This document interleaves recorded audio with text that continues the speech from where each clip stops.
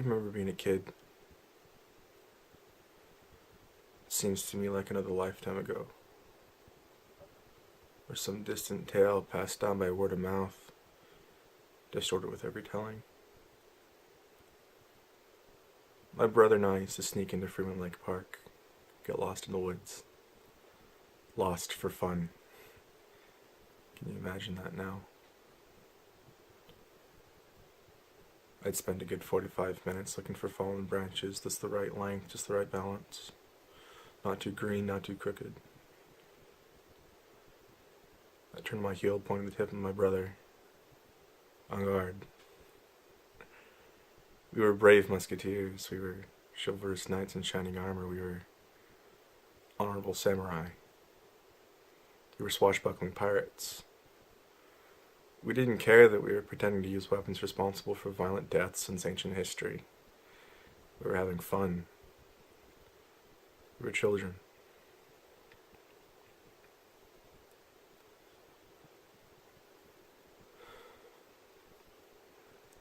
Today I taught my daughter how to kill a man.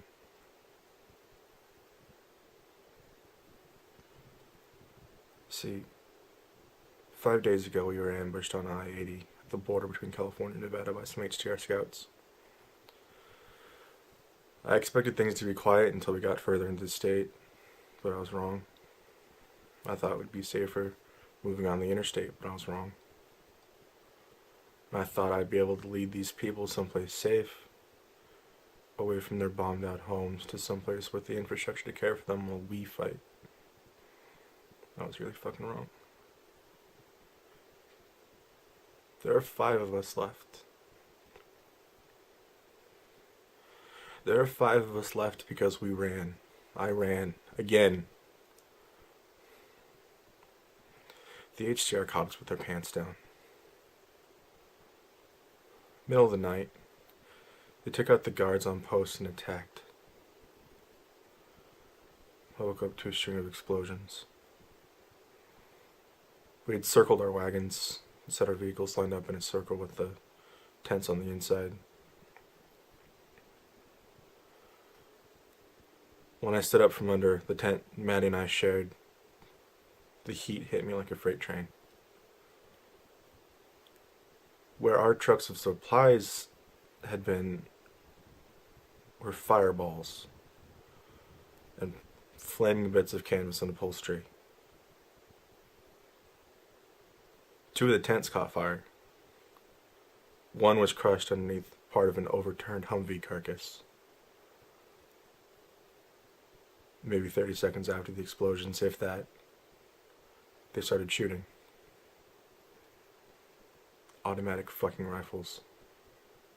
A dozen or so.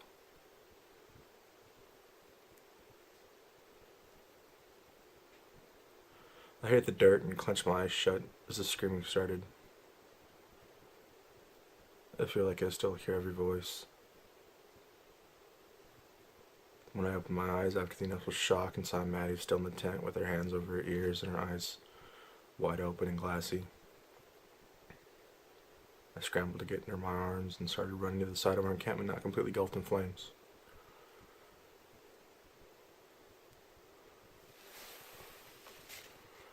We made it up on the outskirts of the camp, decked behind the only Humvee left.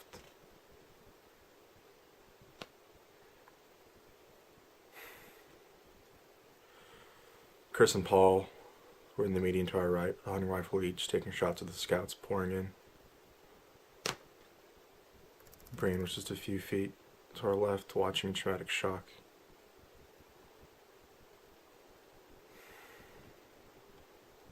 There was some shouting, and eventually we managed our way into the last Humvee. We had to physically place Brian in the back seat. Paul managed to get us heading north up the interstate while Chris manned the 50, shredding the vehicles we left behind so the HTR couldn't use them. And I sat shotgun, crying like a baby.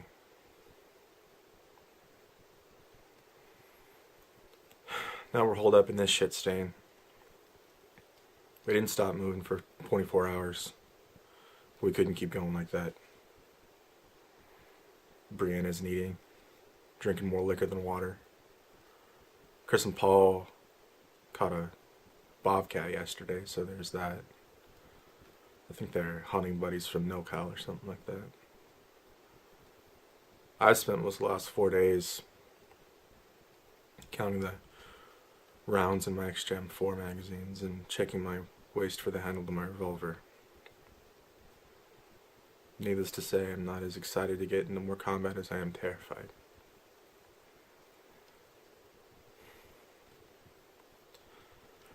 Last night I woke up from a nightmare in a cold sweat.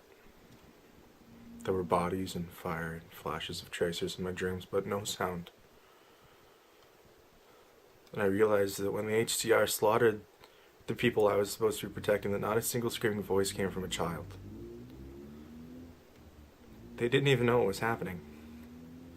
They didn't know to be scared. They died in silence. This morning I resolved to make sure Maddie never left this world not kicking and screaming. I taught her how to shoot one of the smaller pistols we have. I told her that if anyone ever tried to hurt her or any of us, that it was okay to fight back, but not to be afraid.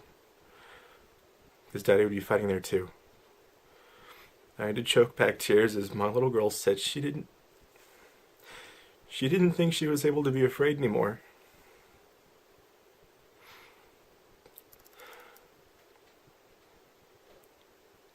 I'm as disgusted as you are with the idea of child soldiers, but these bastards believe themselves to be instruments of God, and it's our lives or theirs.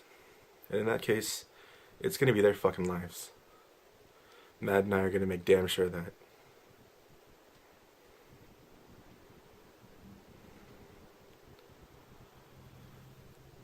I keep thinking about what you said about things on the Eastern Front.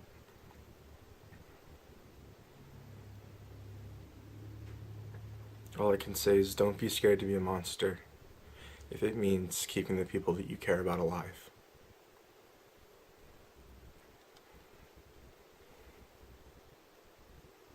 Just keep your fucking head down.